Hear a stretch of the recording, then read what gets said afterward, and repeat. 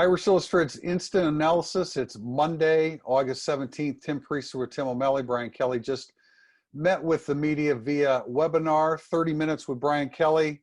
It was the first question asked, but I think it's a good one for us to start with, Tim, because he's definitely he's in the mix at running back. We know about Chris Tyree. We know about Jafar Armstrong, but they like Kyren Williams, and Kyren Williams is going to be in the mix this year, running back. Well, you heard early on before they even started camp that Kyren Williams was that guy that was going to be the mix. I was very happy because you also heard Chris Tyree, which is the most important thing to me as the game breaker. You know, looking at Kyren Williams' run, it reminded me of what he did well last year in the spring in the Blue Gold game and of what you said about him on film. He might end up being a very good running back, but the extra gear is not Kyren Williams. But he has all the other traits I think you're looking for in terms of making guys miss. Brian Kelly mentioned today he can run physically. We saw last August he can catch passes out of the backfield and actually in the slot. And someday when Kyren Williams is good and we get to talk to him in 2021, we're going to ask him what in the world happened last September that he that he disappeared, because he was in the plans last year. Well, and I think, you know, I mean, I think that we talk about extra gear. I think that may be coming because, you know, using Brian Kelly's words, maturing, physically transformed his entire body. I've seen some pictures where, you know, last year he looked a little rounded and doughy. He's a little carved up. I mean, to be honest, yeah, he's a little carved up now. So maybe that extra gear is coming. Now, let's not read too much into it.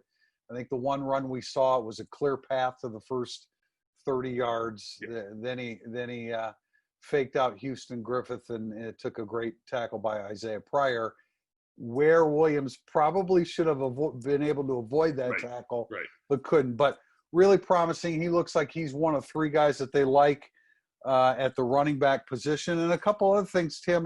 One, and we've speculated about this, it sounds like Lawrence Keys was the only name mentioned by Brian Kelly. Lawrence Keys is the lead man for the punt return job.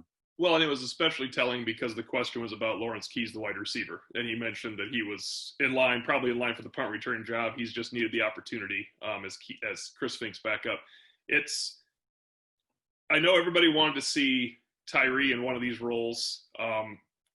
Brian Kelly has to trust you. He's going to trust Lawrence Keys tracking the punt more, Brian Polian, I should say, as well. I think you'll see Lindsey or Tyree returning kicks. It's a different mindset. It's a different skill set. It's all different now, especially nowadays. I know people are wondering why I'm saying this when Tim Brown and Rocket were the best at it, but there was no spread punts. It's a totally different mindset, what you have to do as a punt returner. And I'm glad that it's going to be Keys getting a shot. Yeah. In this day and age, if you average 7 or 8 yards per punt return, you're doing a really good job. Of course, hold on to the football. And he's the most natural back there doing that. Mm-hmm. I think, you know, Brian Kelly, when talking about wide receivers, mentioned Avery Davis. Now, sometimes he'll throw out a name that kind of doesn't fit. But Avery Davis is a guy that I think we've been kind of looking at as, you know, he's a senior. He's got 2 years of eligibility left. He's bounced around by positions. He's a great athlete with great speed. You know, that he may be winning the slot job and sharing it with Lawrence Keys. Well, what I think sometimes looking at it from the point of view is they had a chance to bury Avery Davis a few times, and clearly they're not trying to do it. They're trying to find what he does best. And so I think in that way, Brian Kelly likes what he brings to the table. If they wanted to bury him now, he would be moved to the secondary as a backup corner. And clearly they want him on the roster, which is a blunt way of saying it, but they want him to be able to contribute. And I think it's a good point. You've been on the Avery Davis train since we didn't get to see spring. And it's going to be interesting to see. Obviously, we may have to wait till Duke, but I do think that you might be onto something with that. Well, I mean, I just think, you know, a wild card. I think that's originally how I listed him in the spring, and he seems to be fitting that position. The conversation went to safeties. Brian Kelly brought up Sean Crawford, which we know he played last year. You know, you see that replay of Houston Griffith where he gets faked out by Kyren Williams. That doesn't show very well. Isaiah Pryor, you know, I would not be shocked if at the end of the day, you know, Bracey and McLeod are your corners, and Crawford is playing a lot of safety next to Kyle Hamilton. I think you'll see a ton of Crawford in the nickel and dime at safety even. I know you can move him up to, I should say dime. At nickel, he should just guard the slot receiver, obviously. But I think in the dime. Unless you want to put Hamilton on the slot receiver. That is good as well. I like that guy everywhere. Just put him out there somewhere. On the field is a good spot. But the first safety he brought up was Shaun Crawford. That's why it was relevant to me. Yes. And then, of course, he qualified that by saying Kyle Hamilton is one of the best in the country.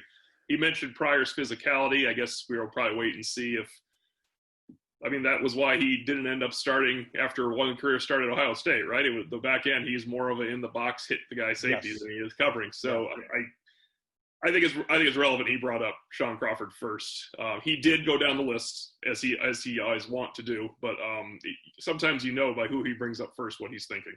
The conversation turned to Kevin Austin, who of course is injured, has the broken foot, had surgery on August 3rd. Brian Kelly said he's a really good driver of a golf cart because that's basically all he's doing. But I guess the notable thing here, Tim, is the timetable. He's in a non-weight bearing situation for 4 weeks, so he's 2 weeks into it. And then he said 8 to 12 weeks, not the 6 to 8 or 8 to 10 that we had originally heard. So it may take a little bit while longer for Kevin Austin.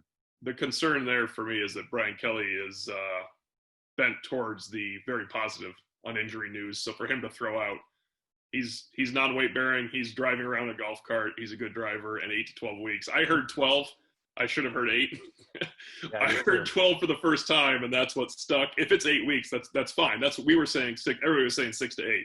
So if it's 8.5, 9, fine. The 12 that's a lot. He's a pretty good athlete for him to take, 12 weeks. I know it's the type of injury with fifth metatarsal that can be a little bit tricky. But anyway, we want to wrap up today. A couple stories that you'll be seeing coming up. I'll be writing about the pass rush and the Buck linebackers, which once again is wide open. And Tim, you had a question about the slot receivers and tight ends. It looks like it's going to be a heavy tight end year for Notre Dame's offense. I was curious because of just listening to everything Tommy Rees has said, beginning with Iowa State or post Iowa State, I guess, preparations. I know they want to try to emphasize the physical. They have the tight ends to do it. And the best part was Brian Kelly really opened up answering that question. He mentioned not only 2, but 3 tight ends, and people hearing that will be very happy to hear the third tight end. That's Irish Illustrated's instant analysis.